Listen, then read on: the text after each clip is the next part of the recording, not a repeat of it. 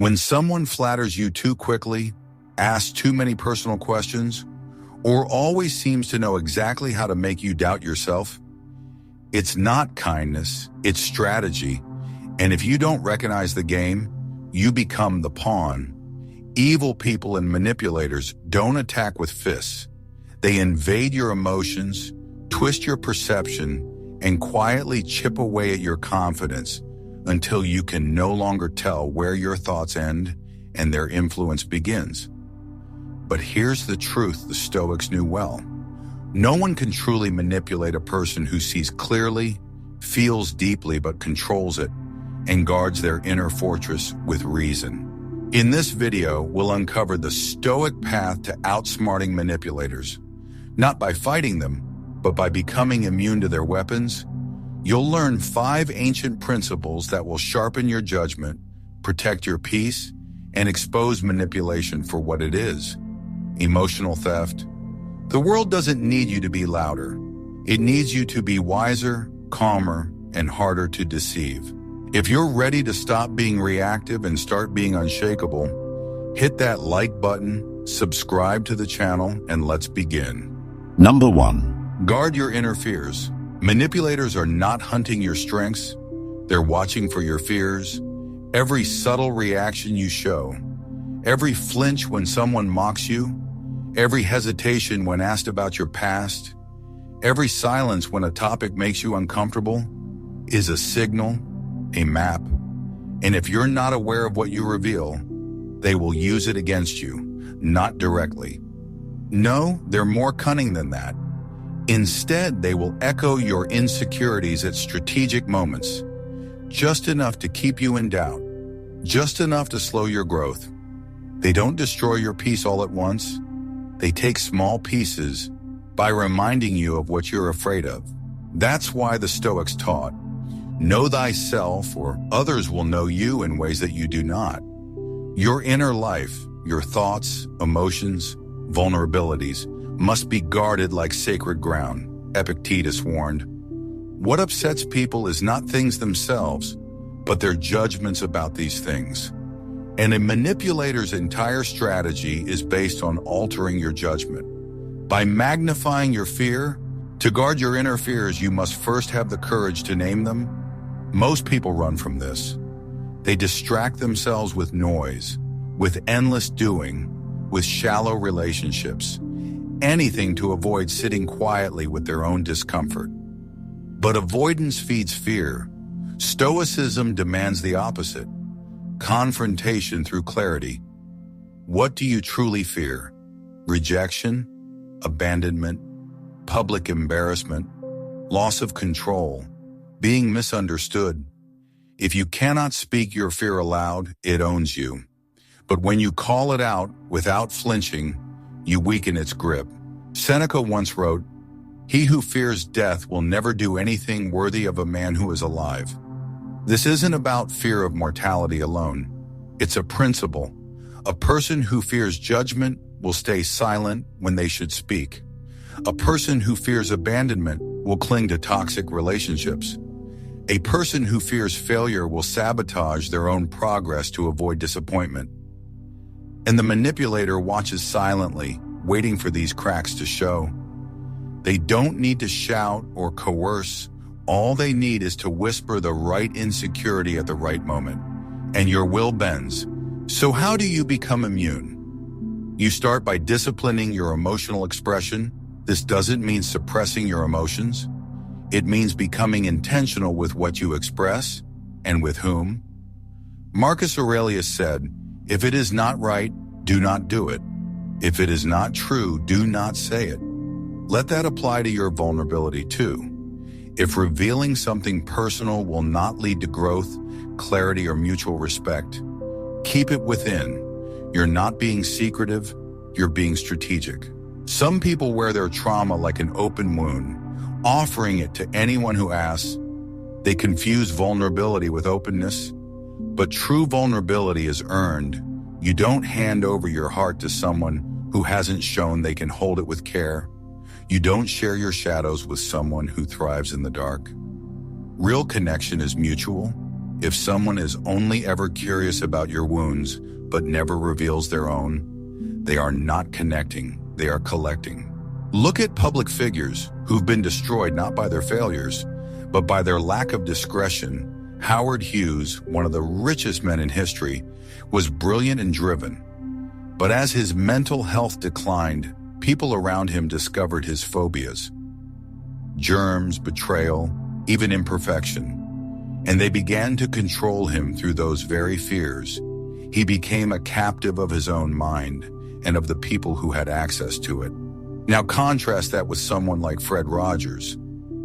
Mr. Rogers, a man known for his warmth, gentleness, and emotional intelligence, he listened deeply, comforted others profoundly, but never allowed himself to be emotionally manipulated. He didn't overexpose himself. He chose his disclosures carefully, grounded in trust and compassion. He wasn't guarded out of fear. He was discerning out of wisdom. Even in your daily life, you'll encounter people who ask invasive questions under the guise of friendliness. Why aren't you married yet? Are you sure you're good enough for that role? Do you really think you can handle that responsibility? But these are not always questions. They're weapons, disguised as curiosity, but designed to plant self-doubt. The Stoic does not react to these traps. They do not explain themselves endlessly. They answer with calm or with silence. They recognize that not every question deserves an answer, especially not when it's asked with bad intent. Here's the truth few accept. A person who has faced their own fears and refused to be ruled by them cannot be manipulated. The manipulator loses all power the moment you say inwardly, "Yes, I fear this, but I will not let it control me." They depend on your silence, your denial, your confusion. But once you shine light on your fear and hold it without shame, you rob them of their strongest weapon. So begin now, take inventory. Write it down if you must. I fear this. I'm still healing from that. I have not made peace with this part of myself. And then commit to healing, not by broadcasting it to the world, but by building inner strength silently. Speak less, reveal slowly, observe deeply. Never let someone rush your disclosure. Your vulnerability is not public property. It is sacred. A lion doesn't need to growl to show power. It simply knows its strength, holds its posture, and walks without fear. So must you guard your inner fears, not with aggression, but with wisdom, not with walls, but with discernment. Because when you do, you no longer have to outplay manipulators. You outgrow them, and they will no longer see you as prey. They will see you as a mirror reflecting their own powerlessness. That is the first Stoic strategy to outsmarting the manipulative. Guard your inner fears as if your peace depends on it, because it does. Number 2. Don't surrender your judgment. Manipulators rarely begin with aggression. They begin with suggestion. They plant doubt, twist facts, and reshape narratives. Not to help you see more clearly, but to make you lean on their version of reality. They don't need to control your body. They just need to hijack your interpretation of events, because once they've altered your perception, your behavior follows, and that to them is control. This is why the Stoics place supreme value on one internal faculty. Judgment. To Epictetus, judgment was sacred. It is the filter through which everything is interpreted. Insults, praise, hardship, success. He said plainly, it's not what happens to you, but how you react to it that matters. But that reaction is not automatic. It is preceded by judgment. The moment you let someone else do that, judging for you, you've given them the steering wheel of your mind. In modern life, this is more common than we admit. Manipulators aren't always obvious. Some use charm, some use concern, some use confusion. Are you sure that's what happened? They'll ask with a tilted head. I'm just trying to help.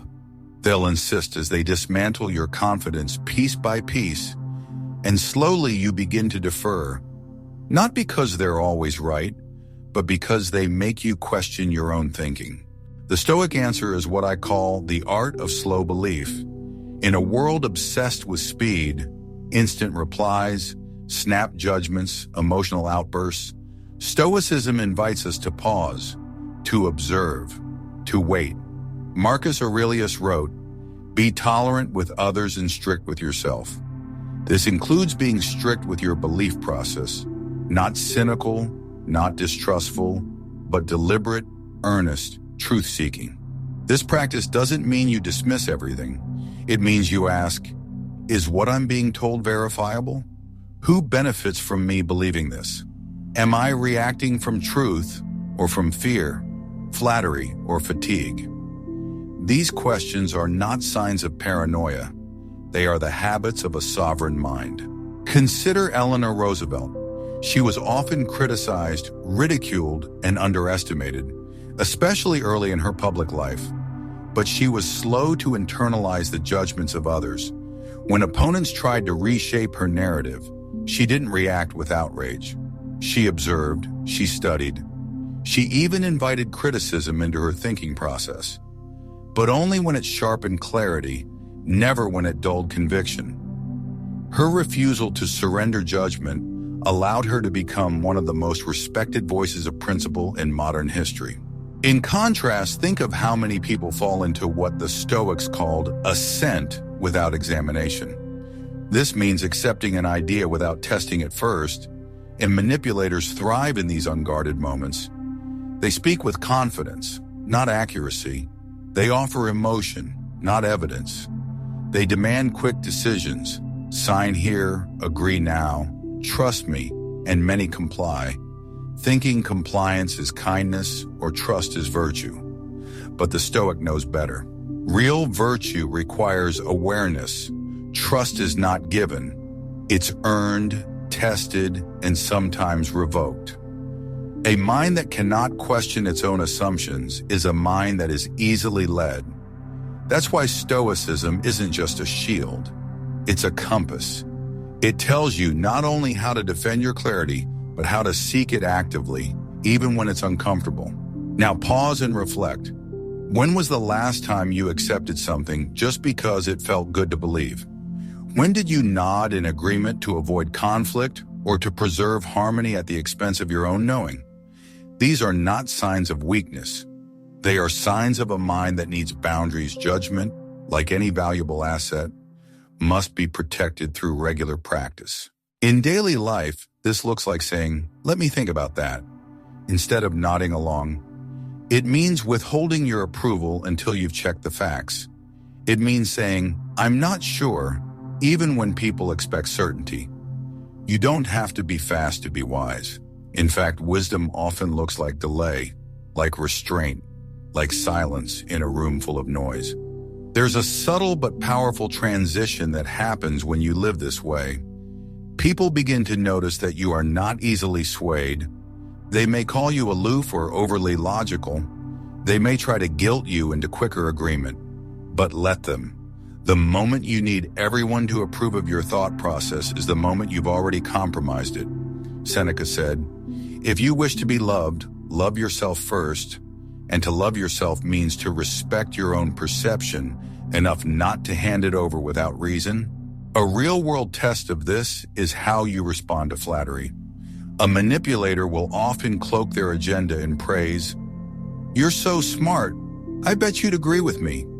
No one else gets it the way you do." These are not compliments. They are psychological bribes.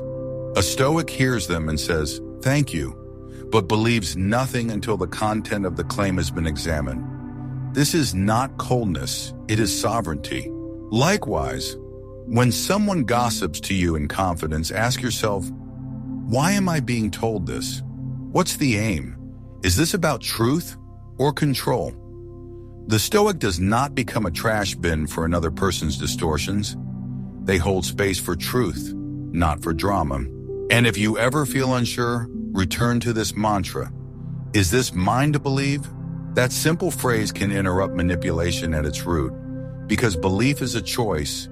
Judgment is a tool, and once sharpened, it can slice through every lie, every pressure, every illusion a manipulator might throw at you. So protect your mind the way you would protect your home. Lock the doors, screen the visitors, choose who gets to enter and why. And remember that speed is the enemy of discernment. Because when your judgment becomes slow, clear, and intentional, you are no longer an easy target. You become a presence that manipulative people avoid. Not because you fought them, but because you cannot be fooled. That is the Stoics' second strategy to outsmart manipulation. Never surrender your judgment. It is your final authority.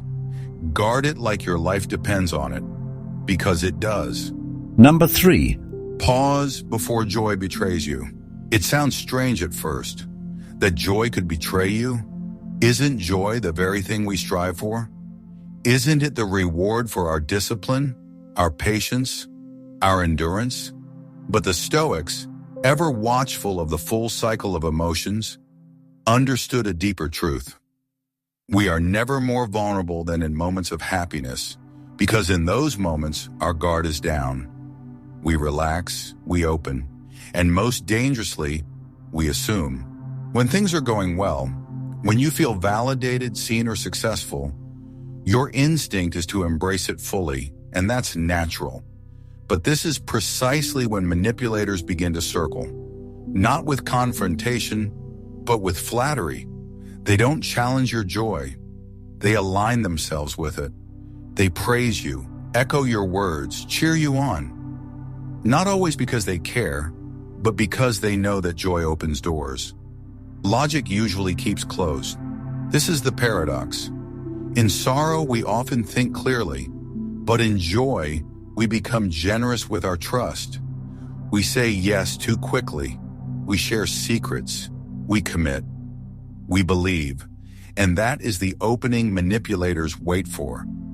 They will not stop your joy, but they will ride its momentum to gain influence. The Stoic response is not to suppress joy. Joy is a virtue when properly grounded.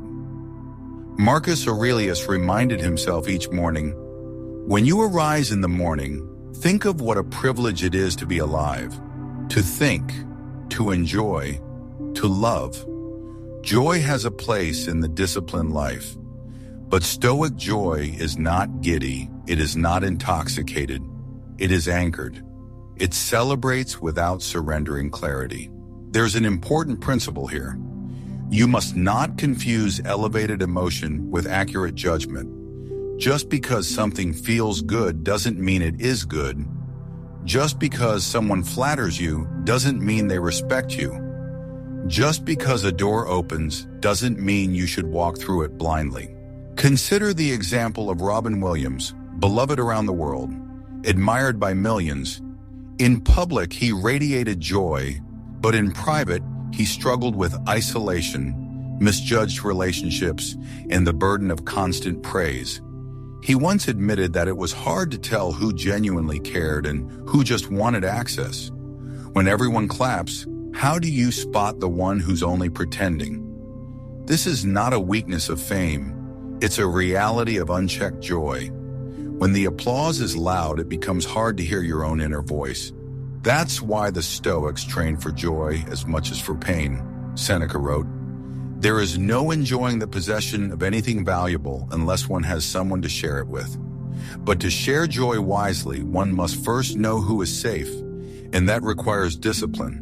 Not in denying happiness, but in slowing down during it."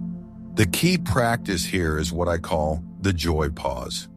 It's the deliberate moment of reflection in the middle of celebration. The voice in your mind that says, "This is wonderful, but let me breathe before I act." Because that pause creates a boundary between emotion and decision. And in that boundary, you reclaim your authority. Manipulators hate that space.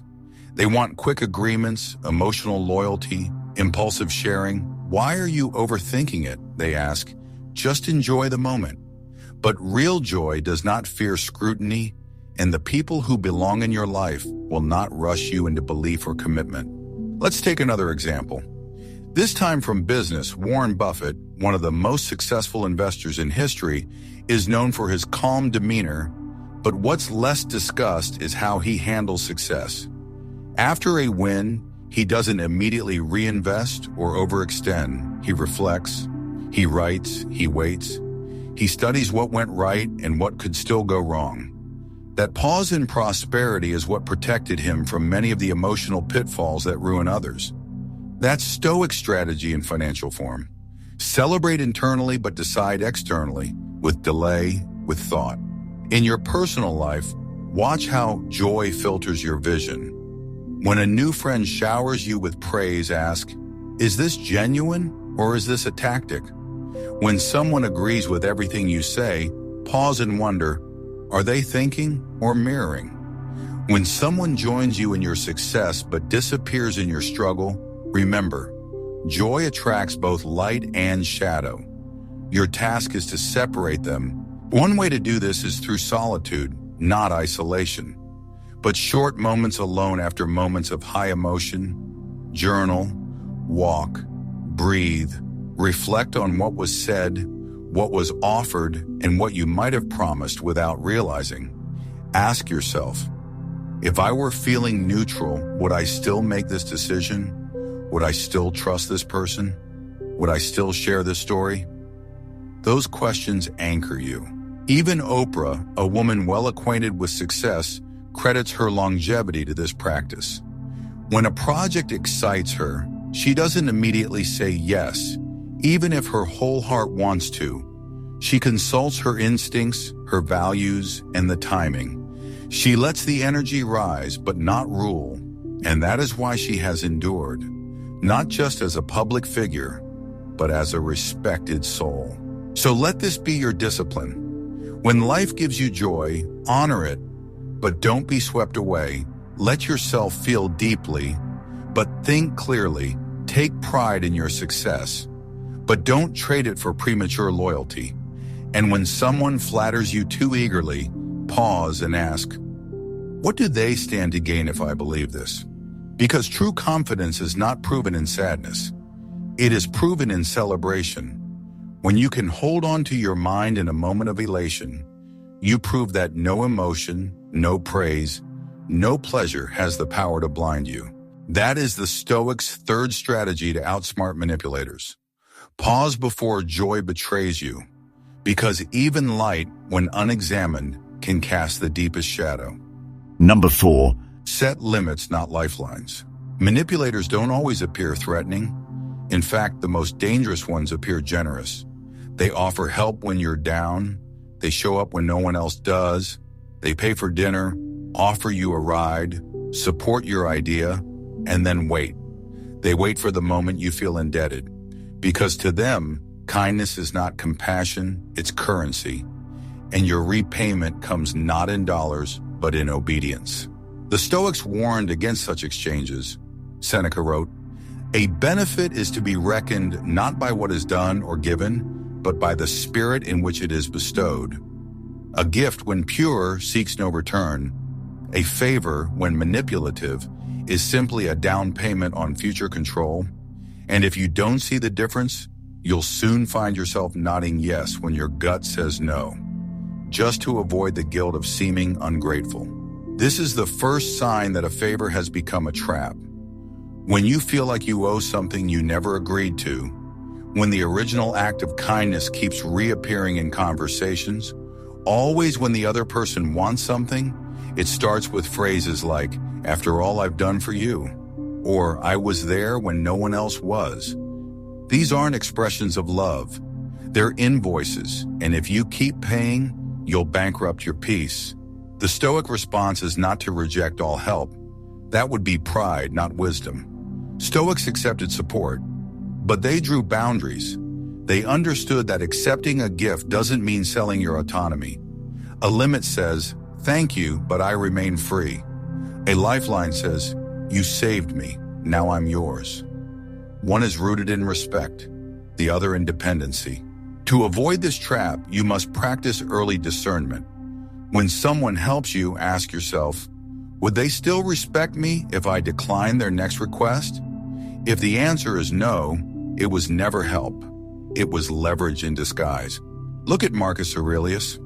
As emperor, he was surrounded by advisors, nobles, and opportunists offering him constant praise and assistance. Some were loyal, others were calculating. Yet Marcus remained inwardly detached.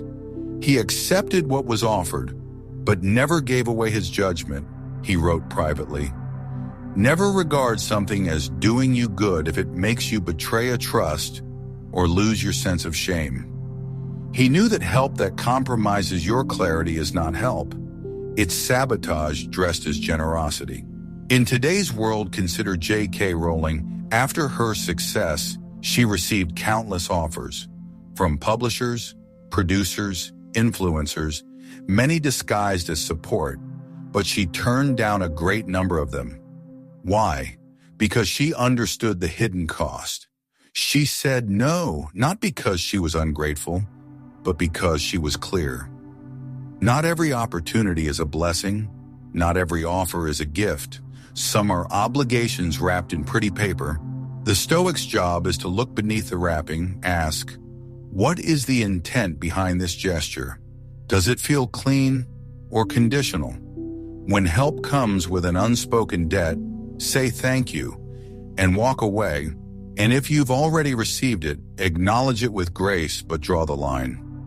That was then, this is now, I decide from here. One of the greatest myths we carry is that gratitude requires submission. It doesn't. You can be thankful for someone's help and still say no to their expectations. In fact, that's the truest form of self-respect. Honoring the past without being chained to it. Here's a tool you can use in the moment. Calm, brief clarity. When someone brings up what they did for you as a way to sway your decision, respond with composure. I appreciate what you did, but I need to make the choice that aligns with where I am now. No defense, no apology, just presence. That single sentence, spoken with steadiness, breaks the spell. Of course, manipulators will resist. They may call you selfish. They may act hurt. They may question your loyalty. Let them. That discomfort is not your burden. It is the breaking of the illusion they once controlled, and illusions never die quietly. This can happen in family, in friendships, even in mentorships. A parent might say, I sacrificed everything for you. A friend might remind you of how they were there during your lowest point, and that may be true. But if that truth is used to override your free will, it becomes a weapon, and the Stoic refuses to be armed against themselves. Seneca again reminds us, we should give as we would receive, cheerfully, quickly, and without hesitation, for there is no grace in a benefit that sticks to the fingers. If you help someone, let go of it. If someone helps you, receive it, but don't carry it like a chain. True connection thrives on freedom. You help because you care, not because you expect repayment. You receive because you trust, not because you fear rejection, and you decide based on what is right, not what is owed. Ultimately, this is what setting limits means.